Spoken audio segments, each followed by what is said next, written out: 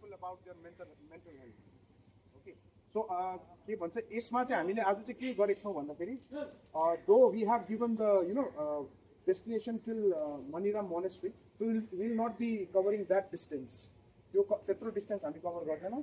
हामी यहाँदेखि हामी जब हाम्रो बिचमा आज हाम्रो हस्पिटलको भिडियो सर पनि हुन्छ, तपाईहरु फेरि फर्केर पनि यता आउनुपर्छ. So it's two way. अनि एक जग्गा जानु मात्रै हैन. त्यसले गर्दाखेरि एकदम पुरा जोशमा डरलाग्दो एकदम म फर्स्ट हुन्छ भनेर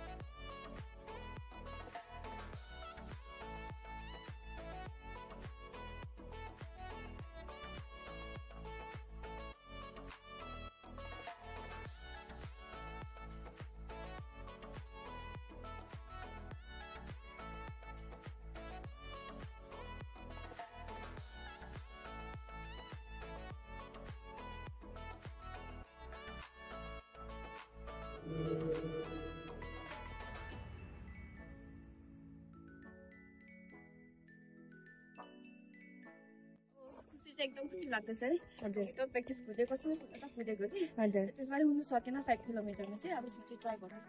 फर्स्ट पार्टिसिपेट भयो हो डिपार्टमेन्टबाट प्रेजेन्ट गरेको. एकदम मजा आयो, अनुभव राम्रो रह्यो. Thank you. आज यो म्याराथन मेन कुरा चाहिँ फिटनेसमा चाहिँ ध्यान दिएर मेन्टली फिजिकली फिट हुनुपर्छ भने म चाहिँ ध्यान दिन्छु. हजुर मजा आयो कुदेर हैन. हजुर यस्तो अपर्च्युनिटी दिनुभएकोमा थ्याङ्क्स.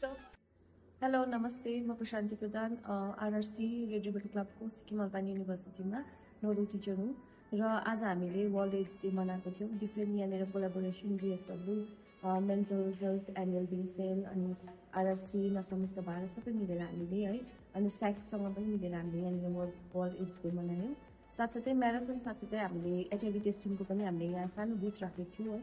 अनि त्यहाँनिर चाहिँ एकदम खुसी लाग्यो. धेरैजना स्टुडेन्ट्स र फ्याकल्टिजहरू पार्टिसिपेट गर्यो. लगभग 50 एप्रोक्स है 47 to 50 हाम्रो टोटल पार्टिसिपेन्ट थियो जसले आफ्नो एचआइभी टेस्ट गर्नुभयो. र खुसी लाग्दो कुरा चाहिँ सबैजना एचआइभी नेगेटिभ आएको छ है. अनि त्यसमा चाहिँ आज यस स्टिग्मालाई हामीले हटाउनुको लागि यो टेस्टिङ बुथहरू हामीले राख्यौँ. र स्याक्सको थ्रु है आरआरसीको थ्रु हामीले यहाँनिर धेरै सपोर्टहरू पायौँ नाम्ची डिस्ट्रिक्ट हस्पिटलको थ्रुबाट. र हामी एकदमै आज है सक्सेस भएको छौँ यो प्रोग्राममा. र आगामी आउने दिनमा हामी अझै टेस्टिङ गर्ने कार्यक्रमहरू अझै गर्नेछौँ भन्ने हामी आशा राख्छौँ.